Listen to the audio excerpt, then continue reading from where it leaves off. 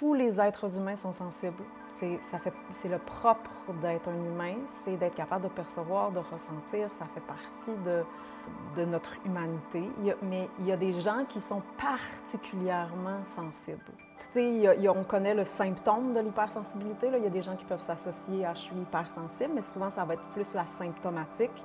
Versus, en tant qu'humain, il y a comme différentes fonctions. Il y a quelqu'un qui est fait pour penser, puis il y a des gens qui sont faits pour bâtir, puis il y a des gens qui sont faits pour cultiver la terre, puis il y a des gens, littéralement, que la fonction, c'est de percevoir, puis d'apprendre à aiguiser cette sensibilité-là pour qu'elle serve.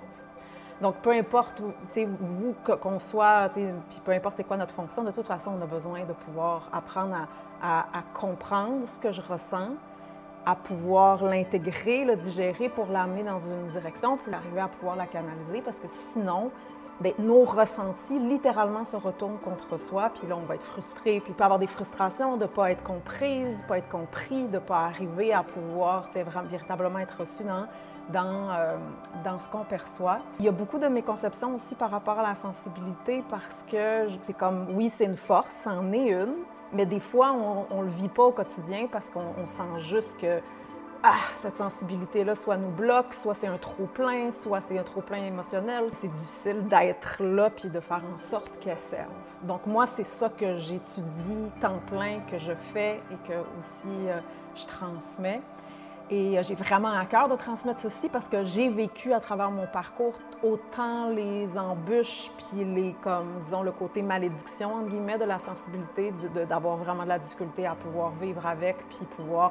Puis j'ai toujours perçu, moi, dans mon chemin, la force que c'était. Je sentais que une capacité de connecter avec l'humain, le fait de comprendre, le fait que, du coup, souvent, la personne sensible va être un pilier de son environnement, va avoir une intelligence émotionnelle, donc il peut donc avoir certaines qualités, mais en même temps, j'étais comme, mais comment...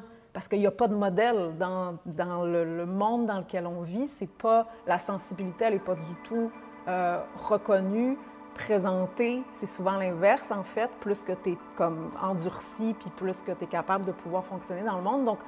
Donc ça a été quelque chose d'apprendre à justement la respecter, puis de véritablement voir la force qu'elle est et comment elle peut servir.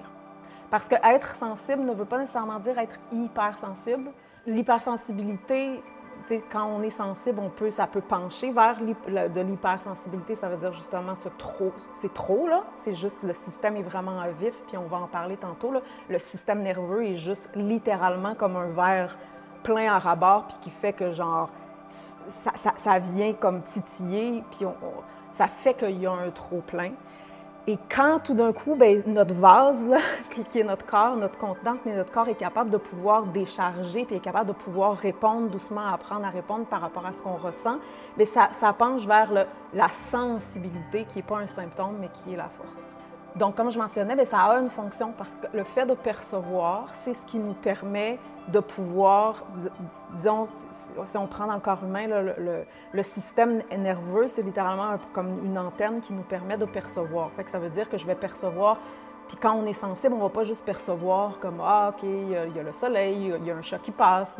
On va percevoir la subtilité, on va percevoir les non-dits, on va percevoir ce qui est inconscient, on va percevoir les tensions, on va percevoir l'incohérence, on va percevoir aussi l'aspect plus subtil ou énergétique de la vie. Fait que ça peut permettre de connecter aussi à comme la multidimensionnalité de la vie, mais en même temps, ça peut être genre « Yo, je reçois trop d'informations en même temps, mon ordinateur n'arrive pas à pouvoir computer, à pouvoir intégrer, justement pour amener la réponse adéquate ».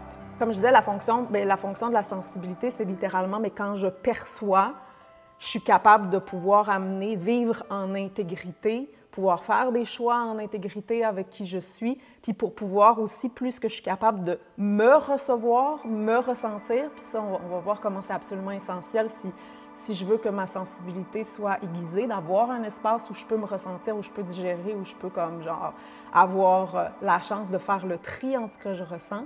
Bien, c'est là aussi que je vais pouvoir offrir, peu importe que ça soit en tant que mère, en tant que thérapeute, en tant que peu importe dans quel environnement on est, bien, d'offrir un espace où je peux recevoir un autre humain dans sa profondeur, puis pas juste l'application à la surface. Et quand on est particulièrement sensible, c'est, ça peut sembler un peu comme une malédiction. Je le mentionnais tantôt parce que ça peut sembler une forme d'embûche. Puis à la fois, c'est une immense chance parce que quand on est sensible, on n'est pas capable de se trahir ou de se compromettre. On va le faire, on va se compromettre, on va se manquer de respect, on va se mettre dans des situations, mais on va le ressentir. Et ça, pour moi, ça a été vraiment la clé de mon journey, c'est que je le sentais à chaque fois. Bien, il y a une division. Je le sens que je suis en train d'être à côté de moi-même. Je le sens que je suis en train de me compromettre. Et il y a comme un signal, je sais pas, même si j'essaie de tous les moyens possibles et inimaginables de l'étouffer ou de divertir ou essayer de le geler, un jour ou l'autre, la sensation revient, puis il y a ce cri interne-là. Et ce cri interne-là, bien, c'est le plus grand blessing parce que c'est ça qui va faire que je vais ne pas me satisfaire d'être à côté ou à moitié, ou ça va m'amener dans un journey de j'ai besoin d'apprendre à respecter cette sensibilité-là ou je souffre. Donc, c'est comme, et je perçois aussi la souffrance, parce que la personne qui est sensible, les autres, quelqu'un qui est un peu moins sensible ou moins connecté à sa sensibilité, parce que comme je disais, tous les humains sont sensibles, bien, peut, à quelque part, se déconnecter, puis fonctionner à la surface, puis être comme un peu, OK, go, go, go, j'y vais, mais la personne sensible, elle va faire comme, ben ouais, là, ça va être un peu awkward, puis je vais rester dans ma chambre parce que c'est trop, puis là, je vais y aller, je vais sentir que je brûle, mais ce cri-là interne, c'est le plus beau cadeau qu'on peut avoir, parce que c'est ça qui va faire que je vais chercher des réponses, puis je vais chercher à me reconnecter puis à respecter les signaux que je reçois parce que c'est littéralement un signal.